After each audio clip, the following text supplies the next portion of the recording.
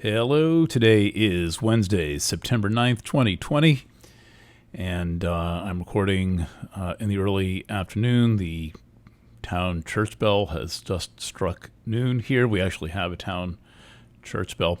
First of all, if you're watching this video on Facebook, apologies for the one channel sound issue. You probably only have sound coming out of your left channel. Maybe there's some way to force that into mono. We will re-output and edit this video. This is a bug in iMovie. I'm not going to let that slow me down for today. At the moment, I try to have the show go on.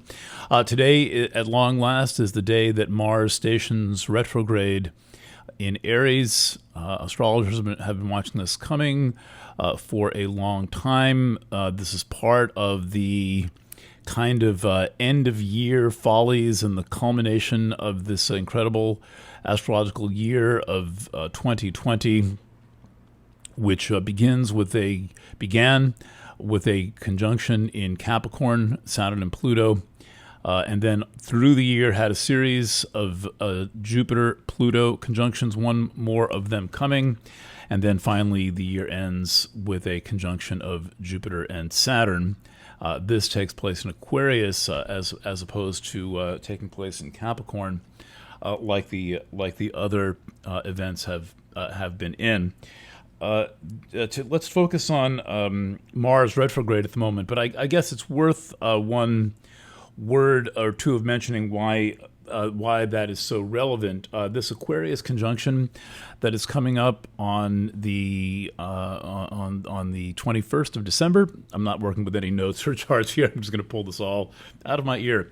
On the 21st of December is a transition into a whole new era of astrological history. We got a little taste of it in March through June with Saturn dipping into Aquarius for about 3 months and then retreating back into Capricorn. Basically, the period of Saturn in Aquarius was the international lockdown. The lockdown was eased once Saturn retrograded back into Aquarius. That should be cautionary in that Aquarius is the sign of patterns, in particular social patterns, electronic patterns, and others, but generally the sign of patterns and the crystallization of human endeavors, the formation of kind of the way that we arrange ourselves. And Aquarius tends to crystallize things pretty quickly, and so we want to be mindful of that. The phase of history we're transitioning into now ends in 2044. That is a long time. In 2044, I will be 80 years old. So that's quite a distance in time from now. But we are, in fact, in the we could say preparatory phase of that, but really we're actually starting to fully engage this Aquarius energy as Jupiter and Saturn take their positions in Aquarius in mid-December and form a conjunction on December 21st. Jupiter will be around for less than a year. Saturn will be around for about 3 years, end to end, and then as that's ending, there'll be a little gap, and then Pluto will emerge, into Aquarius in 2023-24, and then that goes on for 20 years. So that's a long phase of time, and it is the crystallization pattern of Aquarius that has me a little bit concerned about that, because Aquarius is the sign of groups, and groups require people to be individuals. Otherwise, they just turn it into stampedes or crowds at football stadiums, or tribes and herds on the internet, and there is no tolerance of individuality, and so it is the people who are interested in individuality and understand the importance of individuality who need to go through that and do that. Many others consciously, so they can be individuals in groups, not masses, not like kind of collectives that overpower people, or consensus level of reality that just even a small minority can dominate the majority. We see all kinds of problems because people are pretty easy to push around when they are not in an individuated state, and most are not. You may be interested in doing so. You may be struggling to do so. You may be going through all kinds of dramas and adventures in your life that are that surround the effort of your soul, of your psyche, of your whatever it is, your karma, to get you to be the person that you are, rather than constantly being molded, shaped, and formed by all of these forces in society. And one of the most relevant things about this process of being molded, shaped, and formed is that often people have no actual concept that's what's going on. Maybe it feels good, it seems like the right thing to do, to go along with everyone, and it's challenging to stand up to consensus reality and to think for yourself. And yet, really, I personally don't see a choice. If you like me as an astrologer, thinker, philosopher, teacher, journalist, what the thing you like about me is that I refuse to not think for myself. I don't care who the fuck thinks what.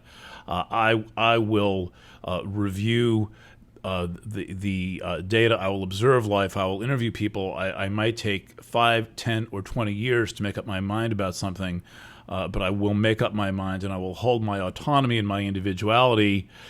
As Course in Miracles says, everyone teaches and teaches all the time. So whatever I'm saying, one of the things I'm saying is be yourself, think for yourself.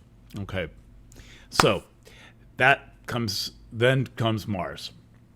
So Mars is the primal energy force that powers the human dimension here, the human engine. It's like the fuel that the human engine burns. It's also the thing that motivates us. It's more than fuel. There's a kind of an intelligence behind Mars, but it's a crude intelligence, and we have to use other more refined methods of reflection to be able to direct the energy of Mars. I mean, think of, first of all, the word martial artist has the word Mars built right in, and we've all seen these demonstrations of somebody in a gi, like a 8-year-old girl, and somebody holds a cement block and she goes, bam, and the block chops in half. And if you had done that with the similar force, you would have broken your hand. And so that's the thing that we're looking for. That's the ability to guide and shape and flow, the power of Mars. Now, Mars also, along with Aries, where the retrograde takes place, represents the quest of individuation. It is the how to say this? The very personal, individual process of emerging as who you are. This is the crucial thing that we must go through here as we get ready to embark on what amounts to an Aquarian age. This is not the precessional age of Aquarius, but it may as well be, because 24 years is a damn long time in the digital time zone where we're living in dog years, and the shakeup that's taken place this year served at least one important purpose, which was to bust a lot of patterns. As you can see, there are these professional pattern makers and meme makers and social engineers who are trying to create all new patterns that benefit them. And what I'm proposing is that we peons on the ground, we little people doing our little thing every day, need to wake up to this process of social engineering going on around us, and be sufficiently awake and aware enough not to have that process just simply crush us and subtract all of the humanity that's left in us, which is struggling and ailing, owing to 25 years of total digital immersion. People who are in their mid-20s remember little other than a digital world. That maybe they have some memory of the telephone on the wall ringing or something like that, their mom sitting on the couch reading a book. But for the most part, the conscious memories of now people starting in their early 20s into their mid-20s are all about everything being all digital all the time, everything.